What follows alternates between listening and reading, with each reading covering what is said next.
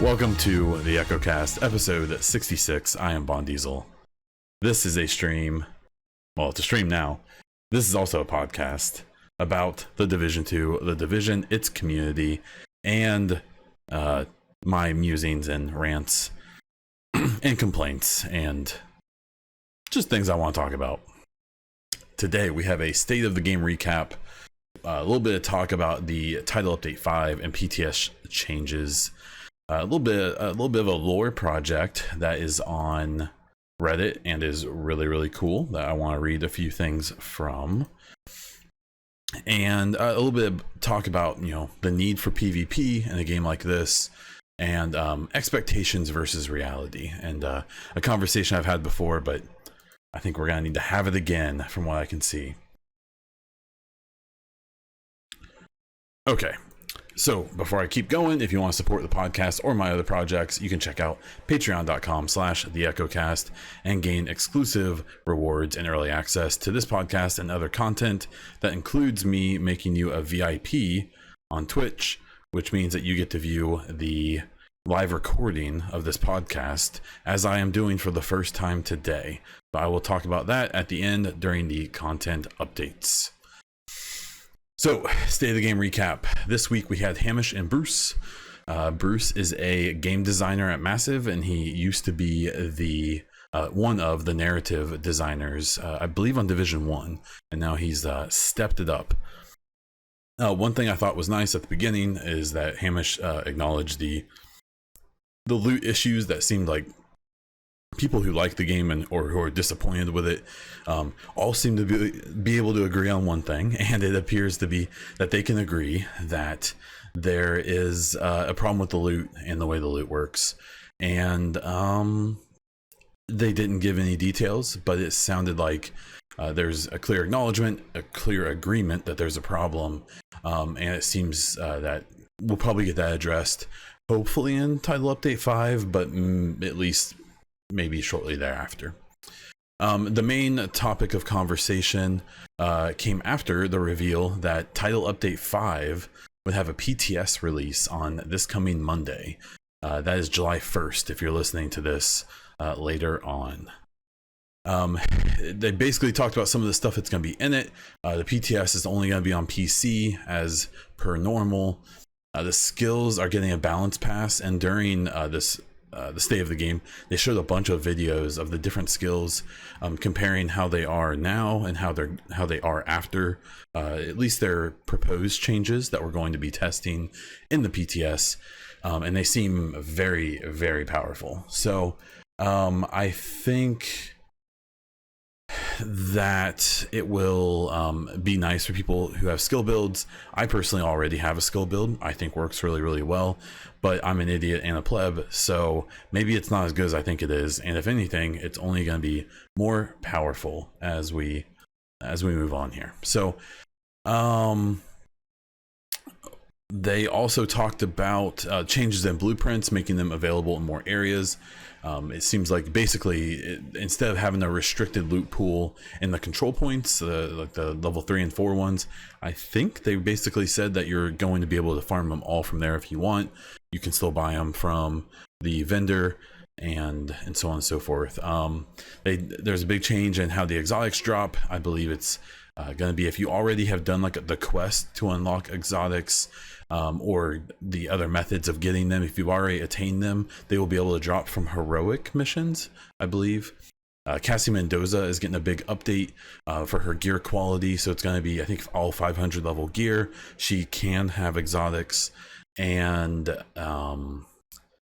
I believe she'll still have the named weapons as well. And if those are level 500, that'll be really cool, because there's a few of them, like the Rail Splitter, the TAR 21, would be cool to have as actual 500 level. I have one, but I think it's like a 472 or something, so make those maybe a little more useful, hopefully. We had they talked about some crafting and recalibration changes. Basically it's going to answer a lot of the concerns it seems like people have with this. and being able to move things up to 500 to be able to craft things that are actually useful, and to not upgrade your exotics to 500 and lose weapon damage.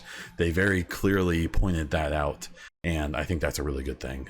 That obviously is a bit frustrating if you grind for a nemesis and somehow, you know, lose damage on it if it gets upgraded. I don't know if it was a nemesis problem, because I think you could craft that at 500. I did mine a while ago, so I don't really remember how that happened, but regardless, if you have an exotic and you upgrade it to level 500 and lose damage on it, that takes a little bit of luster out of it. So good change. Reddit can rejoice. We now have flashlights.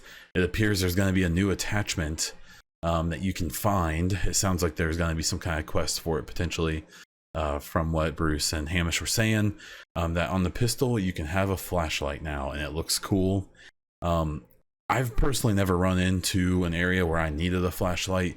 I suspect this is pretty dependent on the settings you're using and the monitor you're using, or TV.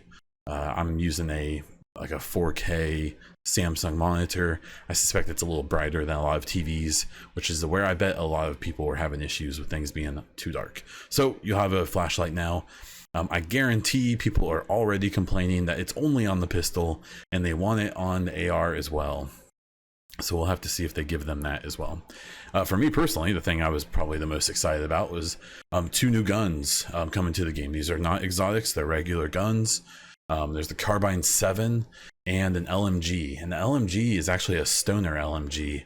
While it's a funny name, and if you want to take it that way, you're welcome to. I think it's also worth noticing that the stoner is it's kind of like a legendary gun in a lot of ways. It tried to compete like with the M16 and the modern M4. Essentially, it's like a big assault rifle that happens to fire like an LMG. Kind of like the L86 to a point, similar idea. And the AR is the Carbine 7, which is actually, I believe, a C7. I posted it on Twitter, a link to the real gun, and it just looks sweet.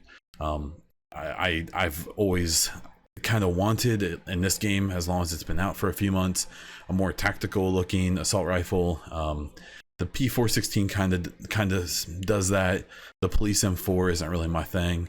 So now we have this Carbine 7 that looks super fancy, and you can put all your attachments on it like real life.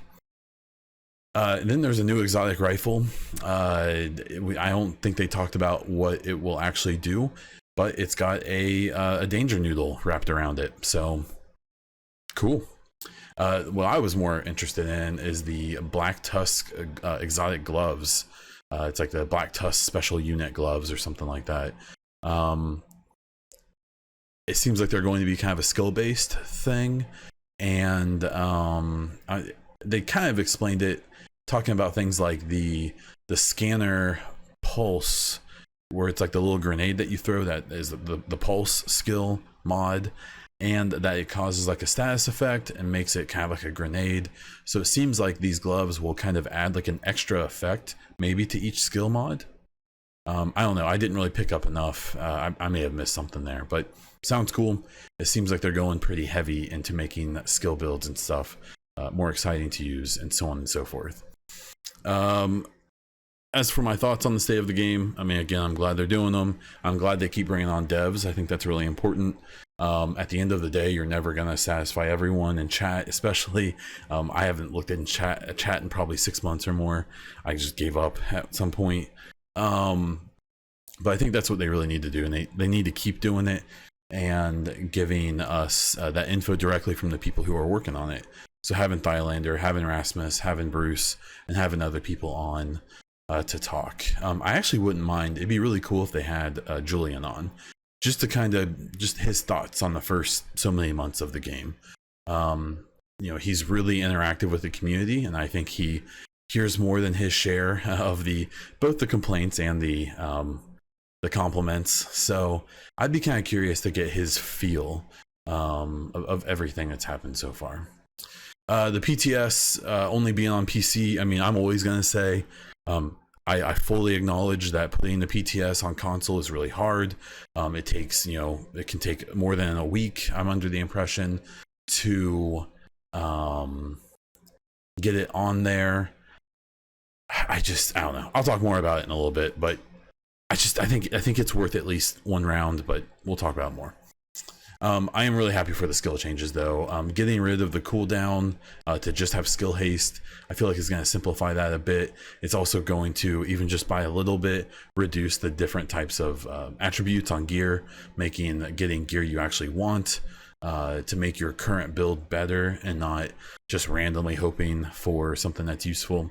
I think we could use a lot more of that, maybe condensing skills or condensing the attributes a little to make that loot grind a little bit better, but they've acknowledged that there's an issue there, and I'm curious to how they do it. When it comes to the new guns and exotics, I'm obviously excited about the gloves, the Stoner LMG. I already said, I'm pumped about that. Tactical AR, the rifle with the danger noodle on it. I guess I've always kind of ripped on like Destiny 2 for how goofy some of their gun designs are, and unfortunately now I think that I'm not allowed to ever make fun of another game ever again. It's cool, I'm sure it's going to be neat, but that's a lot to have the danger noodle on there. So I don't know, maybe it'll be really cool, and we'll just have to see how it goes. I don't know.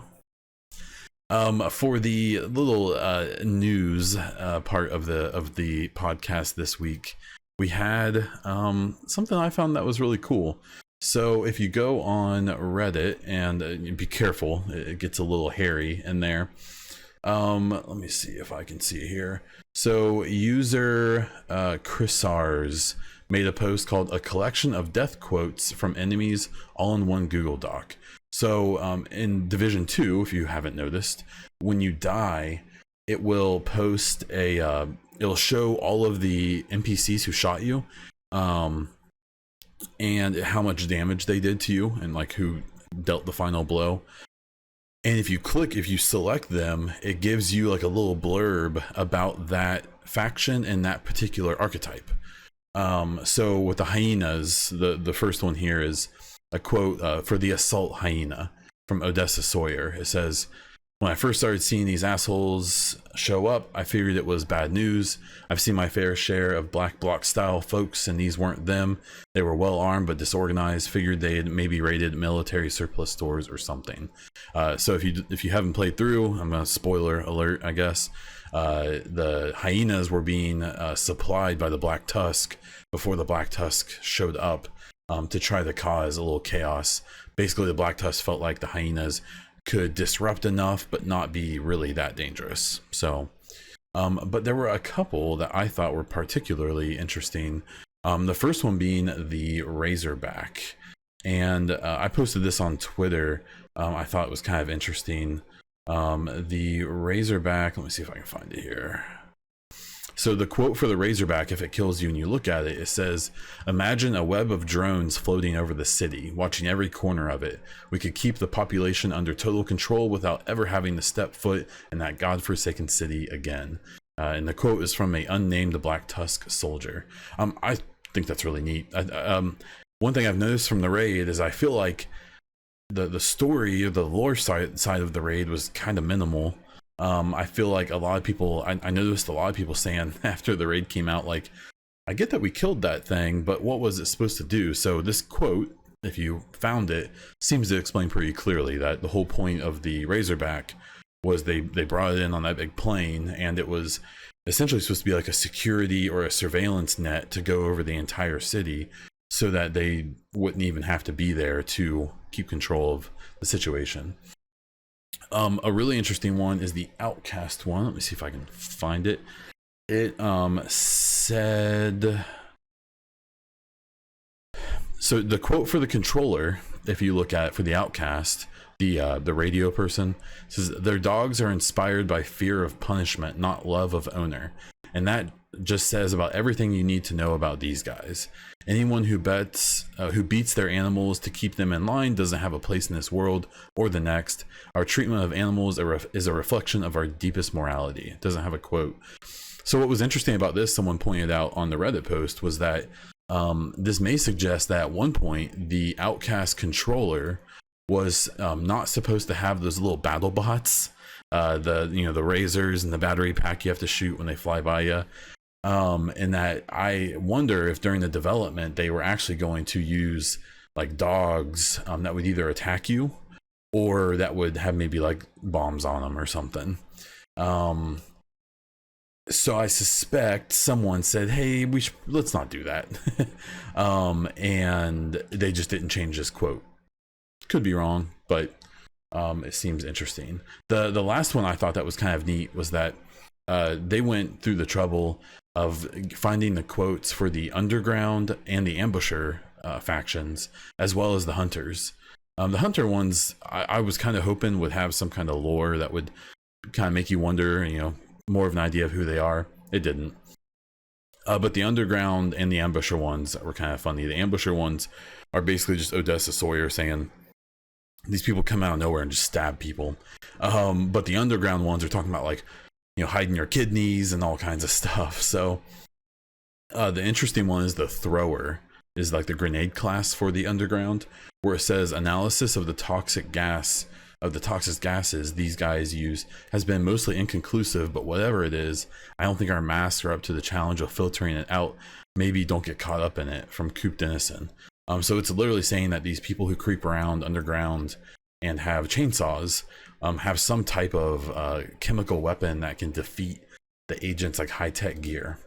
I don't know. I'm really excited. I hope that at some point there is an expansion or some kind of explanation of who these underground and ambusher folk are. I've seen all kinds of guesses. I think NGN did a video suspecting that maybe the underground have something to do with hunters. I doubt it, but their guess is as good as mine. So yeah, there's some news. I think it's interesting. Go check it out on Reddit.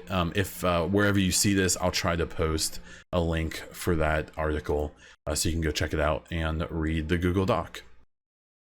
Okay, so it's mid-roll time. Okay, so community topics and discussion for this week. So I'm going to talk about the PTS, where I kind of think PvP has a place in this game, if it does at all, and just kind of general expectations versus reality. Just as adults, let's just talk about that. But first, the PTS. So my first worry about the PTS is that I'm kind of bummed with the first PTS they did. I believe it was for Title Update 4, or that was the second one, I believe. There wasn't really any story stuff to spoil, so it wasn't that big of a deal. I did find it kind of interesting that there were definitely some known names who saw the PTS as a revenue generator, to the point where I saw someone complaining to Thylander, I think, that they had to grind to use the gunner, that they just wanted to show their viewers the chain gun and they didn't want to have to earn it, which is just funny because I believe I've seen the same people complaining that no one actually tests anything in the PTS. So that is what it is. It's fine. Everyone's gonna do their own thing, and nothing's gonna stop them. But please do, if you jump into the PTS, please test stuff. All this new stuff they're implementing, please mess with it. Recalibrate stuff, craft stuff, play with these new guns. Make sure this new AR isn't going to be the G36 of Division 2, where it comes in and it melts everybody instantly. And make sure it's not too weak. Same with the LMG and even the Danger Noodle rifle. The other thing is, I kind of touched on it for a minute, where I just don't. So the PTS has a really nasty reputation on the consoles because of what happened in Division 2 when they tried to do it. And what I think is interesting about that, and it seems like now they're just not going to bother trying to do it again. But what's interesting is the actual PTS on console was fine, and I thought it was great. I thought it was a good idea. It was nice to test it on the other half of platforms that the game is played on. The main problem, if people remember, was the selection process. It was basically random, it seems, and they weren't really super transparent about it. I don't think on purpose. I don't know a lot about how it works, so obviously, what I do know is that it's a process to get something like this approved on the Xbox and the PlayStation stores. So I get that that's a pain. I suspect it costs money as well. And so if those two factors right there make it not worth putting it on console, well, that's fine. The thing is that I still think that if it's even possible to put one iteration of the PTS on console, it's better than none. It's a similar argument I've had about matchmaking on the raid and stuff like that. An option is better than no option, even if it's bad. I don't think that the PTS, so the first round of PTS on PC, that will likely get updated at least once, maybe twice, so that they can change some variables and test things out. It sounds like with the PTS this time, they're going to update the PTS and open up different parts of Title Update 5 to kind of force people to test certain things. We'll see how well that works. I think they've tried to do that before in Division 1 with some success by basically cutting off certain modes to force people to do certain things. But I still think that even some iteration on console is better than none. But for the previously mentioned reasons, maybe it's just not possible. I will say a nice bone thrown for console players was the field of view sliders, which for most PC players is going to be like a duh thing. But on console, it's made at least my experience way better on Xbox One X. Then kind of like a talk of PvP in Division 2. I try to mention something about PvP every podcast. It's Division 2 PvP obviously isn't my thing. I think for some pretty apparent reasons. But I like PvP, and if PvP in Division 2 ever feels worth it, and if it feels worth doing, I'd be happy to do it. But what I think is interesting is kind of a topic or an opinion I've seen a lot of people saying that a game needs PvP to be successful or survive. And what I think is interesting is that I think that Division 1 and 2, even to this point, have kind of proven that that's not true, because they have PvP, which is a fact, but maybe it's not very good, right? And my personal opinion was that Division 1 PvP had fun moments, but from like a meta perspective, or from maybe a third party perspective, or even just to take a step back and look at what PvP was in Division 2, that from a mechanical viewpoint it was pretty bad, but that doesn't mean people didn't have fun in it. And I think that's where a lot of issues pop up, where someone like me may say Division PvP isn't great, it's kind of bad, but then people who had fun or who still have fun in Division PvP take that as, you can't have fun with this PvP, it's awful. It's not true. You can have tons of fun with it. I had lots of fun with PvP up till about 1.7 in Division 1. What I think is interesting is that a game like Division doesn't need PvP. I think that there's a weird thing where people really judge like Twitch viewership on whether a game is successful or not, which I think is a little not good, but I get why it happens. And I don't know if Division is gonna be a game that, even in a perfect state, it's kind of like Destiny, and it's definitely like Warframe and so on, where these type of games, they're fun to watch when there's new content, when there's new stuff to do, when there's new raid. There are a ton of people watching during the raid, but I just don't know if even like a good PvP makes like the Division a top 5 viewer game. Destiny 2 has hit it seems like a good stride. I feel like I often see it pretty high up in the rankings, but that's also a game that's been out for a few years. It has kind of found its feet. One thing I think people forget is that 3 months into Destiny 2, people were not so positive. And I think while we all hope that, whether it's PvP or if it's just these looter shooter games in general, that these developers learn from previous mistakes or other games' mistakes, it kind of seems like that's not always the case. So I think what I'm getting at is that I do think PvP is important, because I think there is a maybe sort of small but very passionate and very vocal part of the player base who wants that experience. I think a big part of the trouble is that there's a big divide, I think, between people who want an experience like conflict to be their main PvP and people who want the DZ to be their PvP, because the DZ is just a weird place where really the DZ is a farming zone where you can kill people. And I think there's a lot of people who see it in those two different ways. It's a place to go get gear, I guess. Maybe not with more recent changes, but especially when the game came out, it was like Loot City.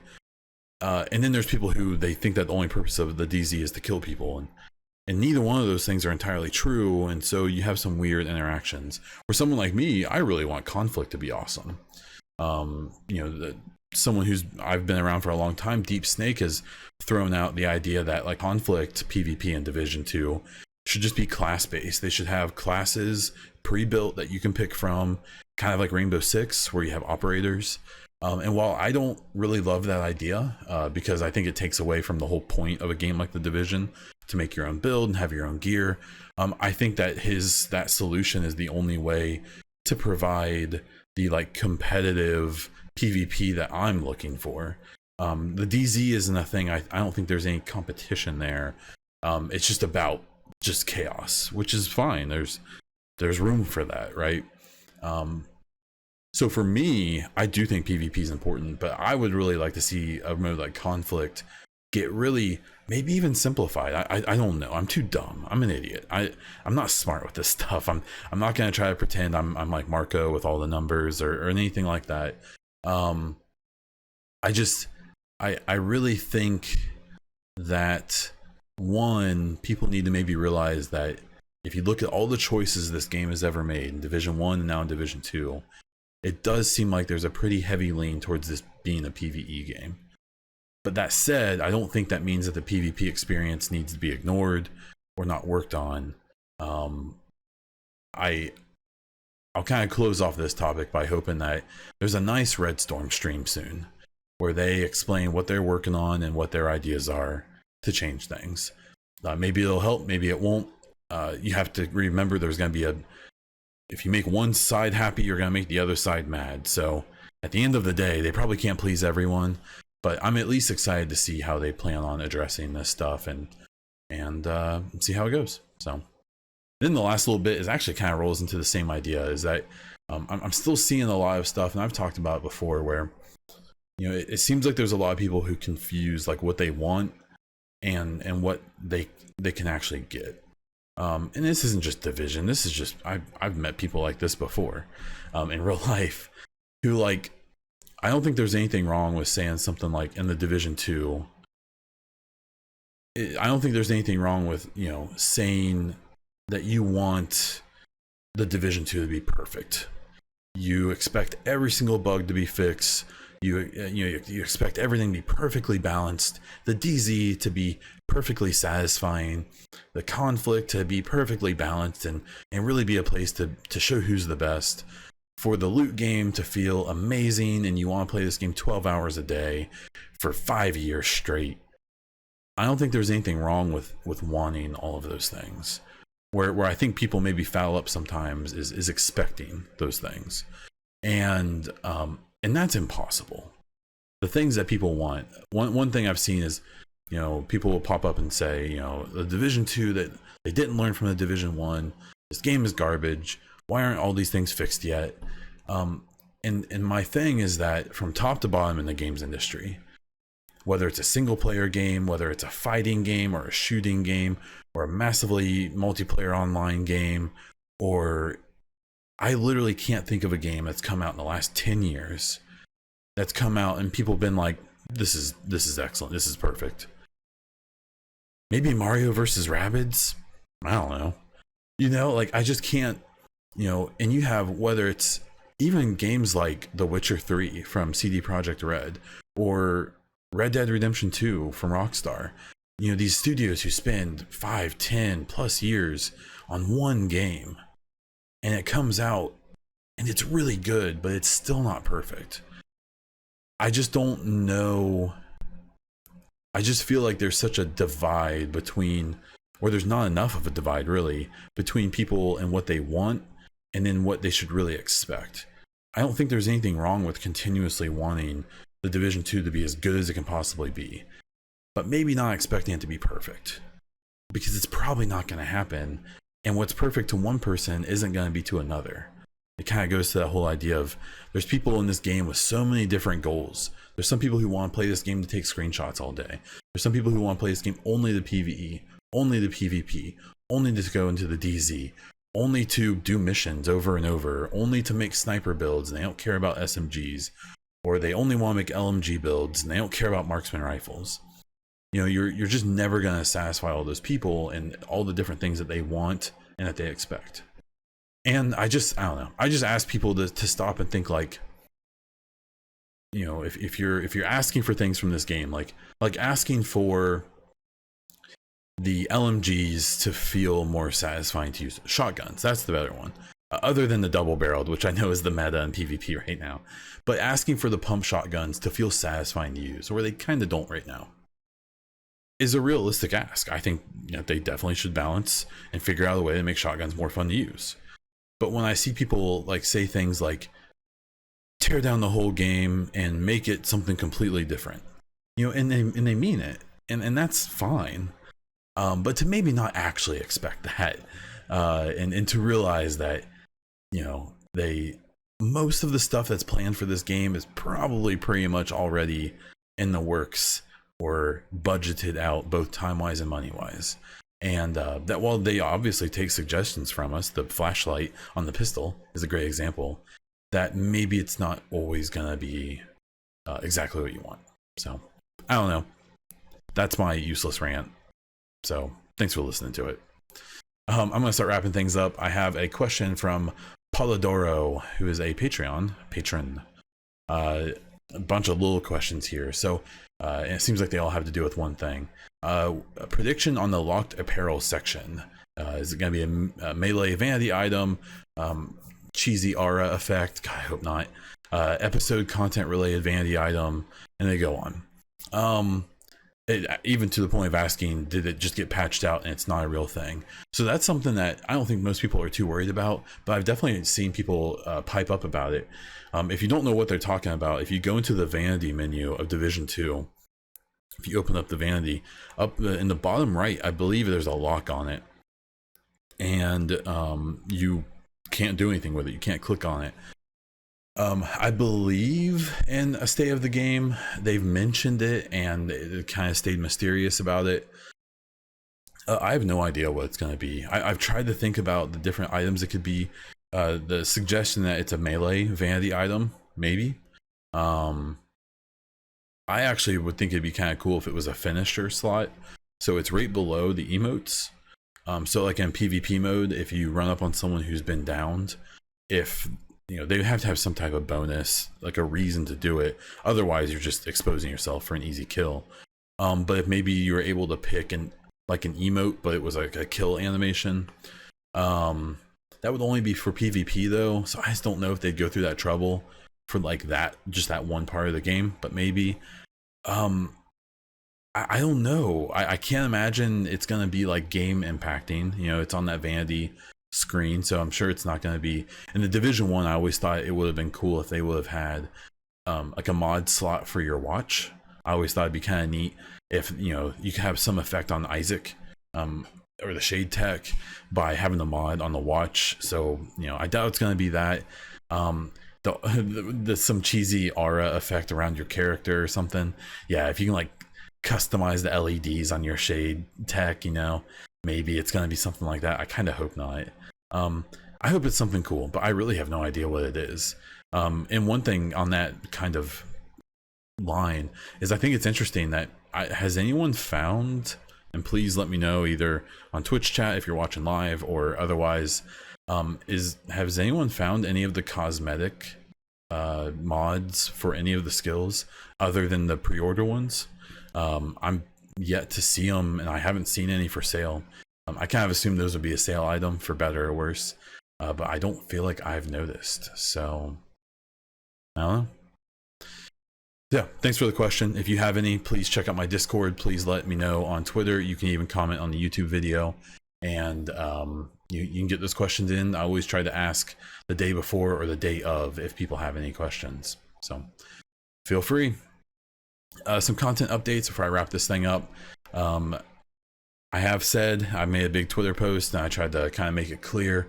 I do want to try to focus more on like making my posts on Twitter more about like celebrating Division 2, things I think are cool, things I find that I think are neat, highlighting people who are doing cool stuff, and less just stupid stuff. People have the market absolutely cornered on negativity with this game. Some I think have good intent, some I think just want attention. You can decide for yourself who is who. Probably different opinions than me, which is fine. Maybe you think I'm one of those people. I hope not. I try not to be that way. But you know, if you see stuff I've been posting lately, I'm trying to just have more fun with it. And I'm not gonna have very much time to do this stuff here in a few weeks when the baby comes. So I would really like to make the little time I have to either stream or do the podcast or to be on Twitter to be fun and to be about having fun with a game that most of us like. And you know, I'm definitely not gonna, you know, shy away from clapping at someone if I feel like it's necessary, but I'll try to hold off on that a little bit more. I do plan on doing this coming week the baby shower stream with Bay Diesel. We're probably gonna play some FIFA. That's one of the games she picks up fairly quickly, and I got Rocket League as well, so I'll have to see if she likes that. I have a few other games that we may mess around with. If you want any updates on that, we did just finish our childbirth classes. She is past 33 weeks now, so we're getting down to crunch time. She's still doing pretty well. She's getting pretty uncomfortable, so if anyone's been through this whole thing, I'm sure you know what I'm talking about. I'm really not sure what's going to happen with all the content when the baby comes. I do plan on trying to still put out the podcast weekly.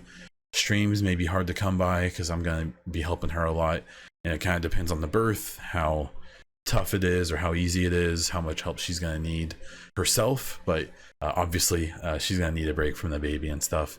I'm taking some time off of work after the baby comes, but I don't think that means that there's going to be streams. I think that means I'm going to be sitting in our living room looking at the human that I've brought into the world, trying to figure out what in the world to do next. So there's that, my little existential crisis on the podcast. And I'll finish up with the subscriber only streams that I'm doing. If you are listening to this on a podcast website or on YouTube, I actually stream this, and I plan on continuing to do it. If I look at my Twitter and at Twitch chat, there's been some kickback on already. People don't like it. What I'll say is that if you're a VIP on my channel, if you've watched over 100 hours, if you're a subscriber on my Twitch, or if you're a patron, I will make you a VIP. Subscribers and VIPs can watch.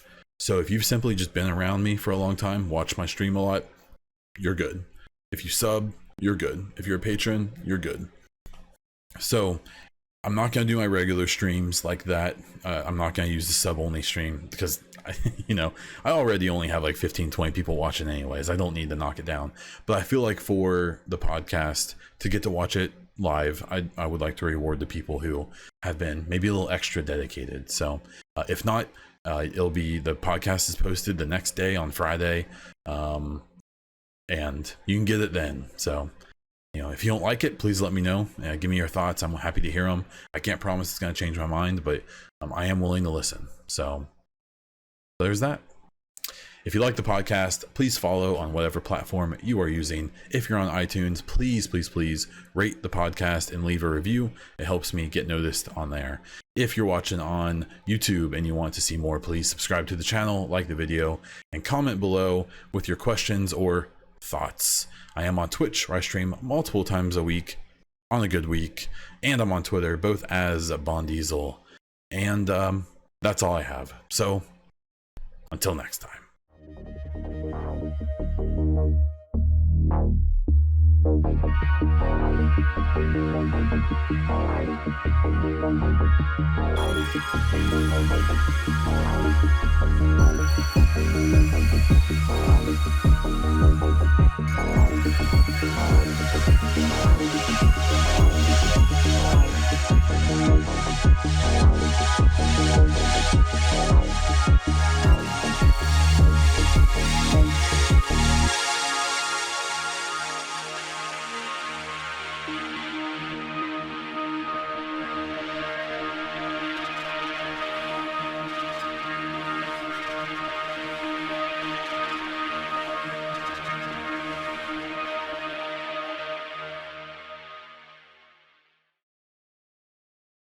Welcome to the EchoCast, episode 66.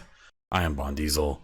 This is a podcast about The Division 2, The Division, its community, its devs, my personal rantings and thoughts, and I am so sick of you coming in here. I am coming here.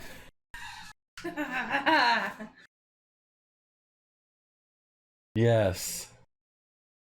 What? I'm even streaming now. No, you're not. Yes, I am. No, you're not. Oh. I'm not wearing clothes so you're streaming. No, you're not. Have you seen me? I absolutely am. No. I'm definitely streaming.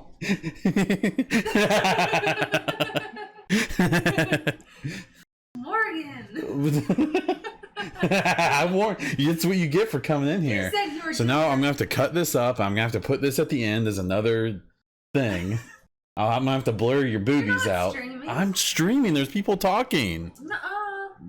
Jess just posted that. Well. I'm gonna have to figure out how to blur. Blur out your nips. Hey. Maybe they didn't see it. I'll review it before I post it. What? What? So you're not. I am streaming. They're posting. They're commenting right now. Well, stop. There's not many people on, are there? No, there's only a couple. Okay. Yeah. Oh, yeah.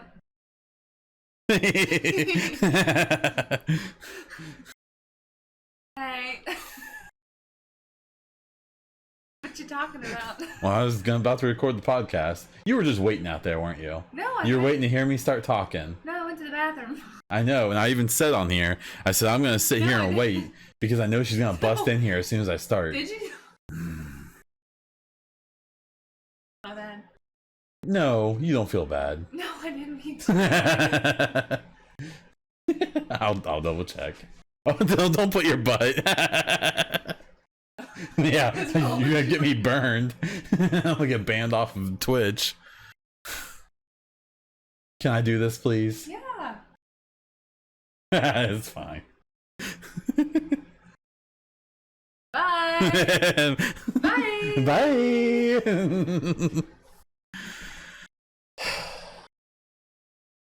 Shut the door.